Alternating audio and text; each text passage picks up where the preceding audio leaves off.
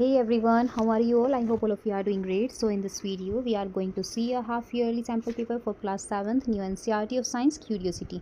So science का sample paper देख लेते हैं। हाफ ईयरली एग्जामिनेशन का जो मार्क्स हैं वो 60 मार्क्स रहेंगे और पेपर जो होगा वो 2.5 आवर्स का होगा।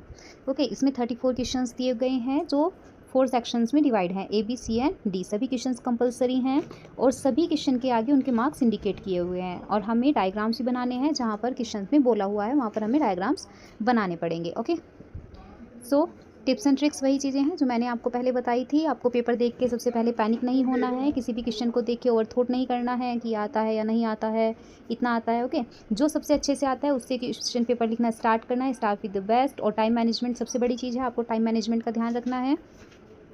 ओके, ऐसा नहीं होना चाहिए कि आप एक ही क्वेश्चन में बहुत ज़्यादा टाइम लगा दो। जो क्वेश्चन अच्छे से आता है उसे करने में बहुत ज़्यादा टाइम वेस्ट नहीं करना है, थोड़े से टाइम में ही जल्दी जल्दी क्वेश्चंस करने हैं और 10 मिनट्स के बाद में रिवीजन के लिए ज़रूर बतानी है। ओके, 10 मिनट्स बचाने के बाद और सबसे बड़ी बात, आपको हैंड राइटिंग अच्छी लगनी है। ओके, क्योंकि अगर आप 10 मिनट्स आप रखेंगे तो इससे आपको पता चलेगा कि पेपर में कोई गलती तो नहीं है। एक बार आप रिवाइज करेंगे कहाँ पे छूट गया है पेपर, अगर कोई क्वेश्चन रह गया है तो उसको जल्दी से लिख सकते हैं आप, राइट। सो 10 मिनट रिविज़न के लिए।